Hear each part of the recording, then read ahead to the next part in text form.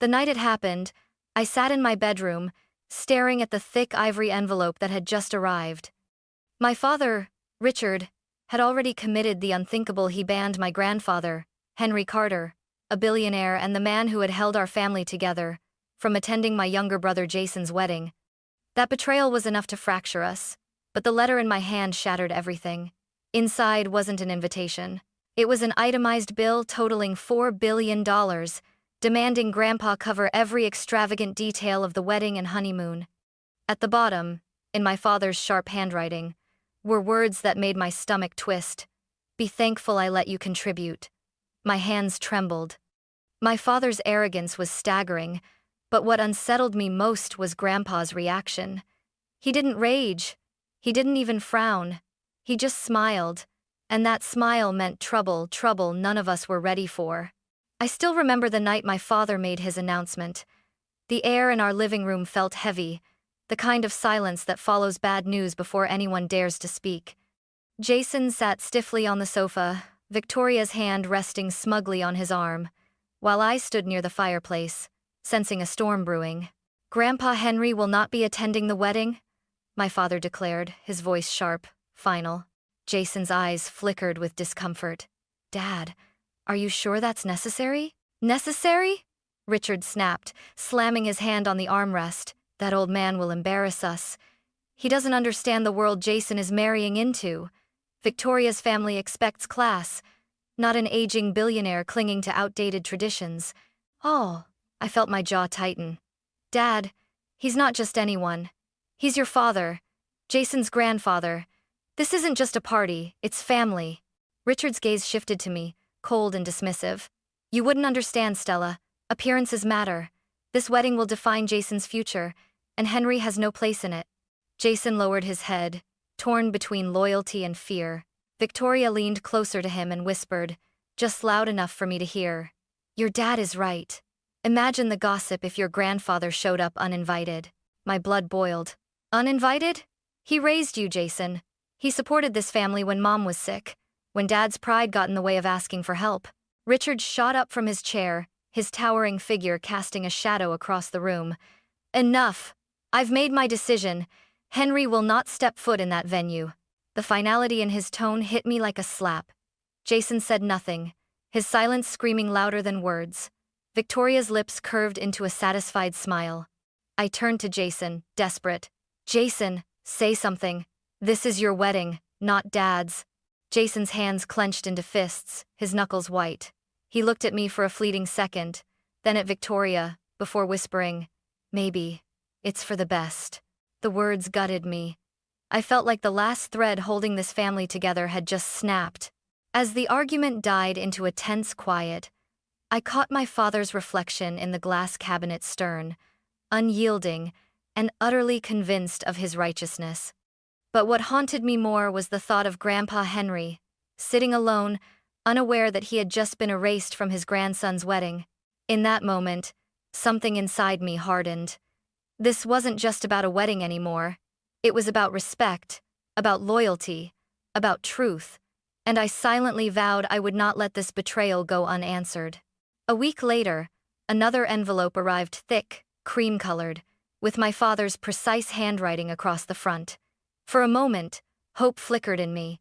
Maybe, despite everything, it was a wedding invitation. Maybe Jason had come to his senses. But as I broke the seal and unfolded the pages, my breath caught. It wasn't an invitation at all. It was a bill, an itemized list so absurd it felt like parody. $2.5 billion for the Ashford Estate rental and decor.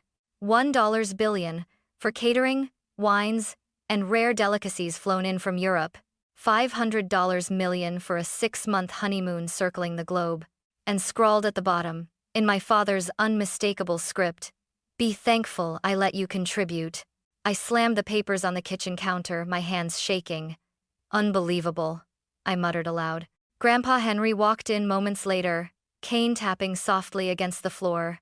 He glanced at the scattered documents, his eyes narrowing. "What's this?" I handed him the bill. Dad's idea of an invitation. He scanned the pages quietly, his face unreadable. Jason's neat signature appeared at the bottom, alongside Victoria's looping cursive. Together, they had signed off on this demand, like it was the most natural thing in the world. I couldn't contain myself. $4 billion, Grandpa. 4 billion. And they have the audacity to act like they're doing you a favor. Henry's lips curved into the faintest smile. Interesting. Interesting. Grandpa, this is extortion. They banned you from the wedding, and now they want you to pay for it.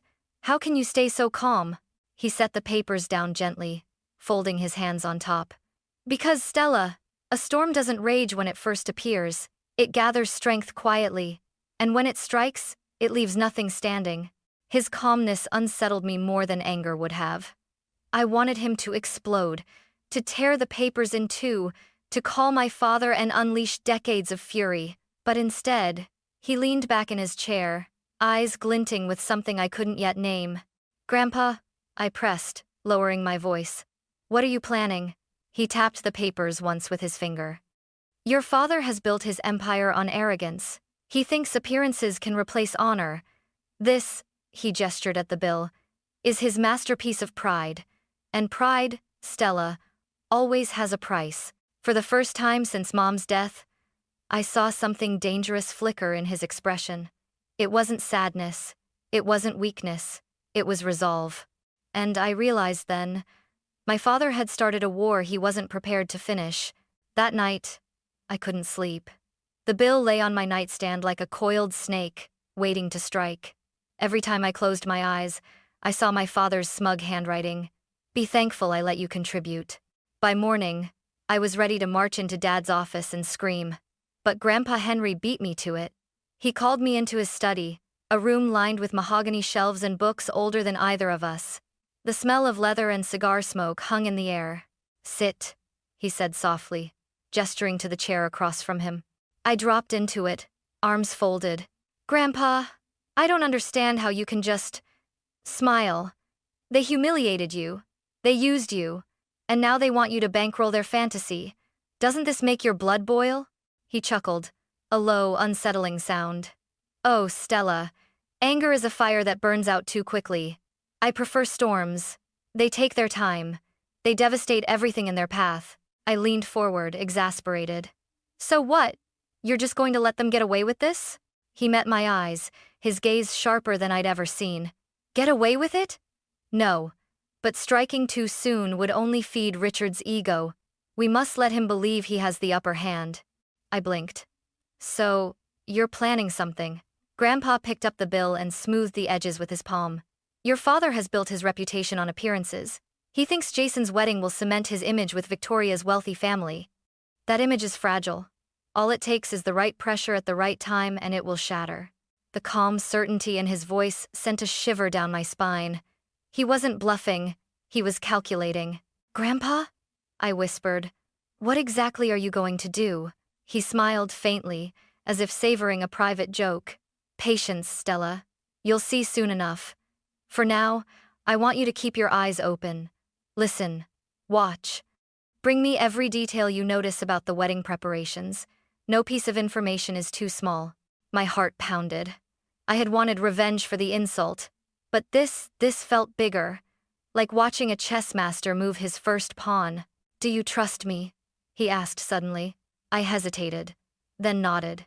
Always. Good, he said, sliding the papers back into their envelope. Then remember this. Arrogance is a debt. And your father has just taken out a loan he cannot repay. I sat back, stunned into silence. Grandpa wasn't angry because he didn't need to be. He already knew how this story would end. And for the first time in years, I saw him not as the frail old man Dad dismissed, but as the billionaire titan who had built an empire with nothing but grit, intelligence, and steel. My father had underestimated him.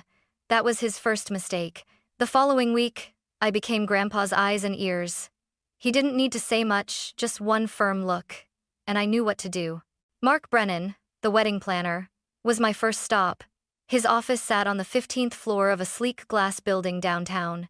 The kind of place where appearances mattered as much as results. I walked in, clutching the infamous envelope under my arm. The receptionist looked me over, hesitant, until Mark himself appeared tall, perfectly groomed, with a smile that didn't quite reach his eyes. "Stella Carter," he greeted smoothly. "Richard's daughter, isn't it? Please, come in." Inside, his office overflowed with swatches of fabric, seating charts, and glossy portfolios.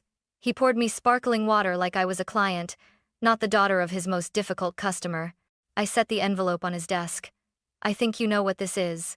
His smile faltered. He flipped through the papers quickly before placing them back. "Yes. Your father told me Henry Carter would be handling the payments.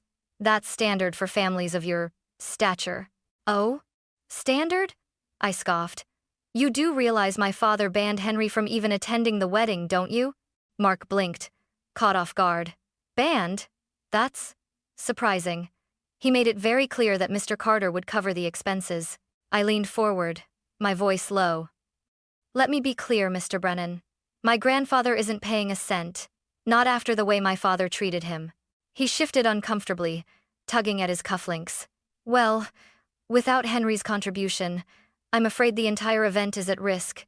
The estate, the vendors, they all require confirmed funds. The deposits your father paid only hold for so long." I allowed myself a thin smile. "Then maybe you should prepare for a storm." The words hung in the air, sharp as glass. For the first time, Mark's polished composure cracked. He scribbled a note on his pad, avoiding my gaze. By the time I left his office, I knew we had leverage. My father had built Jason's wedding on a foundation of lies and credit, gambling everything on Grandpa's silent compliance. But without that compliance, the structure was already shaking. That evening, I reported back to Grandpa. He sat in his study, stroking the silver handle of his cane as I relayed every word. "So," he murmured, eyes gleaming, "the planner himself admits the wedding is fragile." "Yes," I said, feeling a thrill run through me. "Without you, it collapses." Grandpa chuckled softly. "Then we won't need to lift a finger to destroy Richard's illusion. We'll simply watch the cracks widen and let gravity do the rest." I shivered at the calm certainty in his tone. My father thought he was in control, but the truth was clear now. He had already lost. He just didn't know it yet. It didn't take long for the whispers to begin. Lexington society was a small pond, and news of Jason's extravagant wedding plans rippled through it like a stone breaking the surface.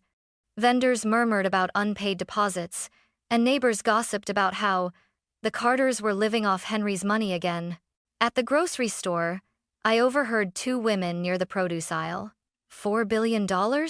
Who even spends like that? One said. "The father banned his own dad from the wedding," the other replied. "Now they expect him to pay? It's shameful." I gripped my basket tighter, cheeks burning with a mixture of anger and grim satisfaction. My father wanted appearances, and now appearances were turning on him. That evening, I found Jason waiting on my porch. His hair was disheveled, his suit wrinkled, and his usually confident eyes darted nervously. "Stella," he began before I could even greet him. "You have to help me." I crossed my arms. "Help you? You mean help you convince Grandpa to bail you out?" He flinched at my tone but pressed on. "Please. Vendors are threatening to pull out. Victoria's family is furious. Dad keeps saying Grandpa will come around, but what if he doesn't?" I stepped closer, anger rising in my chest. "What if he doesn't? Jason, he won't. Why should he? He was humiliated, cast out like some shameful secret, and now you want him to write a $4 billion check? Do you even hear yourself?" Jason ran a hand through his hair. "I didn't want to ban him. That was Dad and Victoria. I just went along with it. You know how they are." I stared at him, incredulous. "Went along with it? Jason, this is your wedding. Not Dad's, not Victoria's, yours.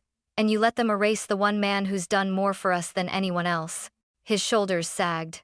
For a moment, he looked like the kid brother I used to protect, the one who'd sneak into my room during thunderstorms. But then his jaw hardened. "If Grandpa doesn't pay, everything falls apart. Stella, please, talk to him." My voice cracked, but I didn't waver. "No, Jason, you need to talk to him. You need to apologize, not beg for money. This isn't about the wedding anymore. It's about respect. And right now, you're proving you have none." He stood there, torn, his lips parted as if to argue, but no words came. Finally, he dropped his gaze, muttered something I couldn't catch, and walked away into the night. I closed the door with trembling hands, my heart aching. Jason wasn't evil, just weak, trapped between my father's pride and Victoria's ambition. But weakness had consequences, and soon, he would learn that the hard way. Upstairs, I heard Grandpa's cane tap once against the floor. He'd overheard everything. When I turned, he was already watching me from the hallway. "Good," he said simply. "The seeds are planted." The storm broke sooner than I expected. Within days, the phone at my father's office rang non-stop. Caterers demanded final payments, florists threatened to walk, and the Ashford estate manager left 3 voicemails in one afternoon, each more desperate than the last. I was in the kitchen pouring coffee when I heard Richard's booming voice through the thin walls of our house. "You dare threaten me?" he barked into the phone. "Do you know who I am? I'm Richard Carter. My father—" He caught himself, voice cracking slightly. "My father will cover everything." There was a pause. His face flushed red, veins standing out at his temples. "No refunds? Don't you dare talk to me about cancellations. I'll sue you if one chair is missing." He slammed the phone down so hard the ceramic pen holder toppled to the floor. I stepped into the doorway. "Still waiting for Grandpa to save you?" Richard spun around, eyes blazing. "This is none of your concern, Stella. Go back to whatever useless little life you live. This is business. High stakes. You wouldn't understand." I crossed my arms. "High stakes? Dad, you built this entire wedding on lies. You banned Grandpa for appearances, but now you want him to pay for those appearances. That's not business. That's hypocrisy." His voice dropped, low and dangerous. "Watch your tongue." I didn't flinch. "Or what? You'll ban me too? Add me to the growing list of people you've discarded because they don't fit your image?" Jason, who had been standing silently by the window, finally spoke. His face was pale, his voice trembling. "Dad, maybe we should just scale back. Victoria and I could—" "Scale back?" Richard roared, cutting him off. "Do you want to humiliate yourself in front of her family? Do you want them to think we're common?" Victoria, dressed in silk and scrolling on her phone, barely looked up. "My parents are expecting perfection, Richard. We can't afford to look cheap." I couldn't help but laugh bitterly. "Cheap? You've already sold your dignity. $4 billion for a wedding isn't luxury. It's lunacy." Richard's face contorted with rage. "You sound just like him. Always moralizing, always judging.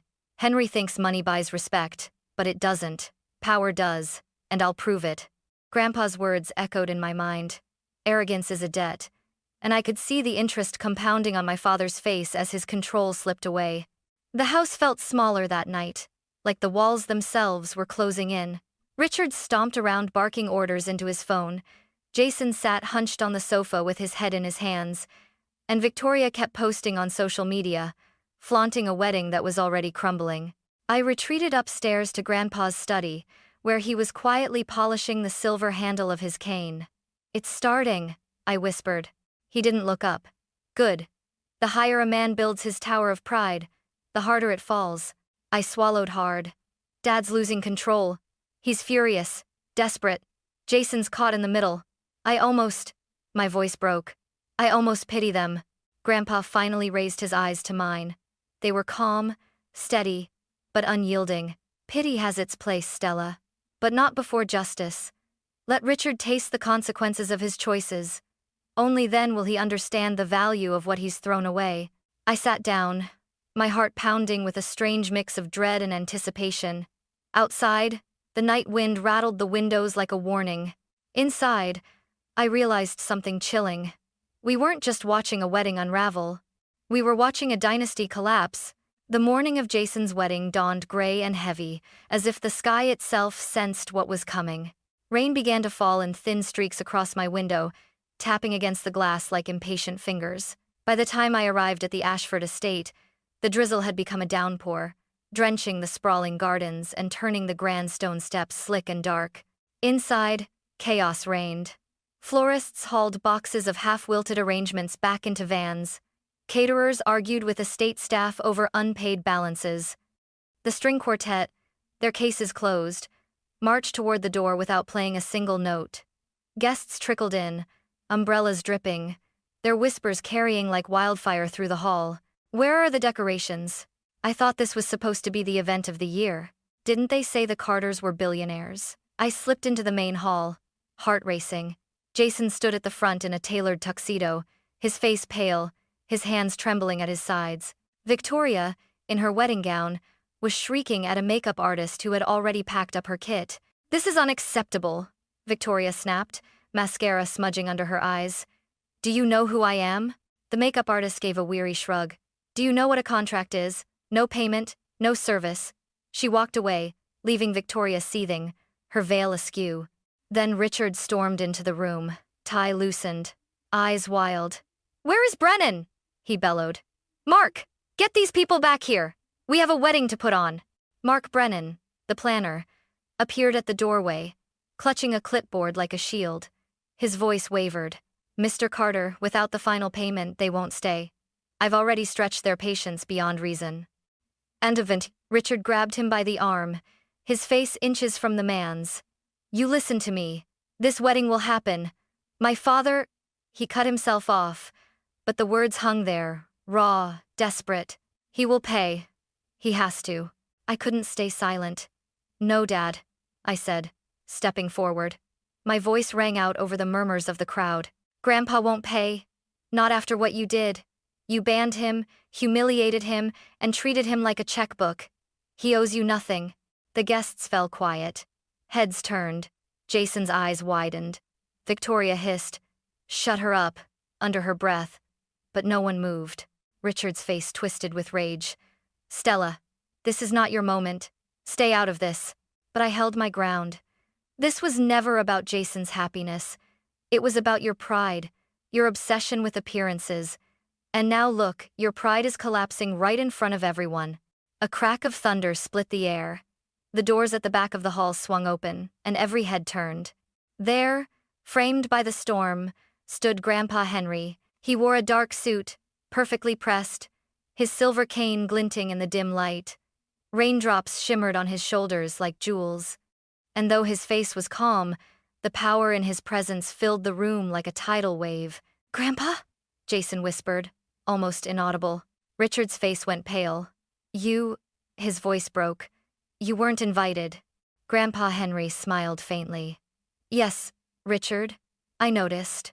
He stepped forward slowly, cane tapping against the marble. The guests parted around him like the Red Sea. "Why are you here?" Richard demanded, voice shrill now, desperation bleeding through. "To watch," Grandpa replied simply. "To see what you've built without me." He glanced around the half-decorated hall, the workers walking out, the guests whispering. His smile widened, but it was cold. It seems the foundation wasn't very strong. Victoria rushed forward, her gown dragging across the wet floor. "Mr. Carter, please, if you don't step in, our reputations will be ruined. My parents are watching. Everyone is watching." Grandpa's gaze flicked to her, dismissive. "My dear, reputations are not bought. They are earned. And right now, yours is nothing but debt." Jason stumbled toward him, his voice breaking. "Grandpa, I didn't want this. I never wanted you banned. It was Dad. It was Victoria. I just went along." Henry raised a hand, silencing him. "You are old enough to make your own choices, Jason. And when a man chooses silence in the face of wrong, he chooses cowardice." Jason flinched as if struck. Richard's fury exploded. "Enough of this sanctimonious act. You think you're better than me because of your money? Because of your empire? I don't need you, Henry. I never have." Grandpa leaned on his cane, unshaken.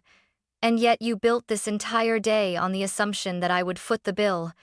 Tell me, Richard, what does that make you?" The silence that followed was brutal. Guests exchanged uneasy glances. Even Victoria stepped back, her face flushed with shame. Finally, Grandpa's voice rose, strong and commanding despite his years. "Let this be your lesson, Richard. Pride without respect is nothing. Wealth without gratitude is ash. You wanted to erase me from this family, and now your own arrogance has erased your wedding. And for Libre—" He gestured toward the doors. As if on cue, the last vendors wheeled their carts out into the storm. Chairs stood half empty, decorations unfinished, food untouched. The murmurs turned into open laughter. One guest whispered loudly enough for all to hear, "4 billion for this?" Richard's knees buckled. He collapsed into a chair, his hands clutching his head. Jason sank beside him, torn between loyalty and despair. Victoria stormed out, her gown dragging in the mud outside, her sobs echoing down the hall. And Grandpa? He simply turned to me, his eyes gleaming with quiet satisfaction. "Stella," he said softly, "remember this moment. This is what happens when arrogance tries to disguise itself as power." I nodded, my chest tight, my pulse racing. The storm outside howled, but inside, the true storm had already struck. And nothing would ever be the same. The rain didn't stop that night. It hammered the Ashford estate long after the guests had fled, leaving behind overturned chairs, muddy footprints, and the bitter scent of a wedding that never was. By the time I returned home, silence filled our house, an eerie, suffocating silence, as though the storm had ripped the very heart out of it. Richard was in his study, slumped at his desk, a half-empty glass of whiskey at his elbow. His shoulders sagged under a weight I had never seen before. When I stepped inside, he didn't even look up. "You think you've won, don't you?" he muttered, his voice hollow. I swallowed hard. "No, Dad. There was never anything to win. This was about respect. Something you lost the moment you banned your own father from Jason's wedding." His eyes, bloodshot and weary, finally met mine. For the first time, I saw not the tyrant who had ruled our lives, but a man broken by his own pride. "I just wanted to prove myself," he whispered. "To show the world I wasn't living in Henry's shadow." I took a shaky breath. "But you only proved that without him, everything crumbles. Pride doesn't build legacies, Dad. Integrity does." He turned away, unable to answer. That silence was louder than any argument we had ever had. Jason came to me the next day, dark circles under his eyes, his tuxedo still wrinkled from the night before. He looked like a boy again, lost and fragile. "Stella," he said, his voice breaking, "I ruined everything." I touched his shoulder gently. "No, you let Dad and Victoria speak for you, and silence is just another kind of choice." Tears welled in his eyes. "Grandpa won't forgive me." I shook my head. "He doesn't need to forgive you. You need to forgive yourself and learn from this. That's the only way forward." Later, I found Grandpa Henry in the garden behind his house. The rain had finally stopped, and golden light broke through the clouds, illuminating the roses he tended with steady hands. He looked peaceful, almost serene, as if the chaos of the last week had never touched him. "Grandpa," I said softly, "it's over." He smiled faintly. "No, Stella. It's only beginning. The family has seen the truth now. Richard can't hide behind appearances anymore. Jason will have to decide who he wants to become. And you..." He looked at me, his eyes warm but sharp. "You've proven stronger than either of them imagined." "And no." My throat tightened. "I didn't do much. You were the one who..." "No," he interrupted gently. "You stood firm. You spoke when others stayed silent. You reminded this family that money doesn't buy dignity. That is a gift more valuable than any fortune." I felt tears sting my eyes.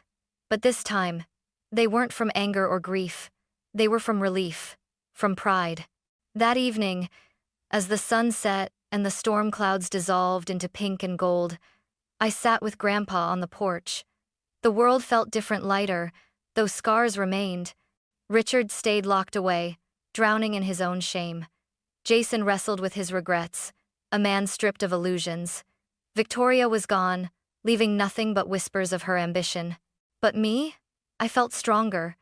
Not because I had destroyed their wedding, but because I had finally seen the truth. Family isn't about appearances. It isn't about money. It's about loyalty, respect, and love. Grandpa lifted his glass of tea, his voice steady. To dignity reclaimed. I raised mine to meet his. To family restored. And as we sat there together, I realized something profound.